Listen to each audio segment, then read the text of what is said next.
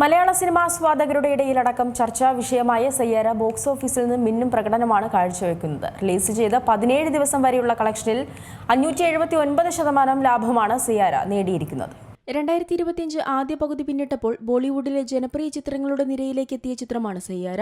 Super താര സാന്നിധ്യമോ വലിയ pre release hypo ഒന്നുമില്ലാതെ എത്തിയ സിനിമ ഇന്ന് ഇന്ത്യൻ സിനിമയിലെ ചർച്ചാ വിഷയമാണ്. നവാഗതരായ അഹാൻ പാണ്ഡെ, അനീത് പണ്ഡ എന്നിവർ കേന്ദ്ര കഥാപാത്രങ്ങളായി എത്തിയ മോഹിത് സൂരി ചിത്രം സയ്യാര ഗംഭീര പ്രതികരണങ്ങളാണ് നേടുന്നത്. റൊമാന്റിക് മ്യൂസിക്കൽ ഗണത്തിൽപ്പെടുന്ന ചിത്രം ജൂലൈ 18-നാണ് തിയേറ്ററുകളിൽ എത്തിയത്.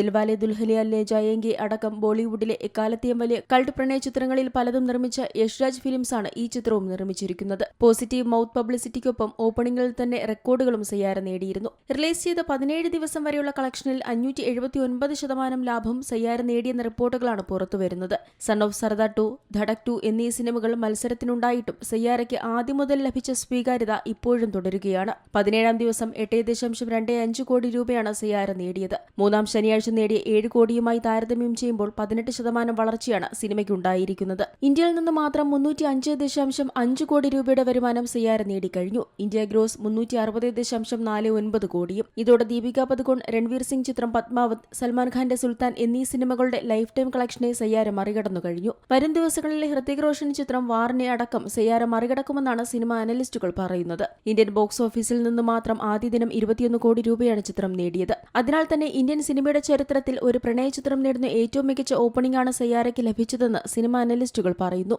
റിപ്പോർട്ടുകൾ പ്രകാരം 60 കോടി രൂപ ബജറ്റിലാണ് ചിത്രം ഒരുങ്ങിയത്. ഇന്ത്യൻ സിനിമയിലെ എല്ലാ ഭാഷകളെടുത്താലും ഈ വർഷം 300 കോടിക്ക് മുകളിൽ നേടുന്ന രണ്ടാമത്തെ ചിത്രമാവും സയ്യാര.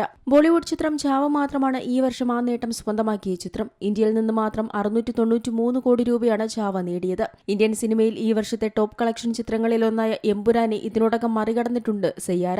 265 കോടിയോളമായിരുന്നു എമ്പുരാന്റെ ആഗോള കളക്ഷൻ. ഏതായാലും പുതിയ തലമുറയാകെ ഇരു കൈകളും നീട്ടിയാണ് സയ്യാര എന്ന ചിത്രത്തെ സ്വീകരിച്ചിരിക്കുന്നത്. തിയേറ്ററുകളിൽ നിന്നുള്ള ആവേശ കാഴ്ചകളുടെ വീഡിയോകൾ സോഷ്യൽ മീഡിയയിൽ വ്യാപകമായി പ്രചരിക്കുന്നുണ്ട്.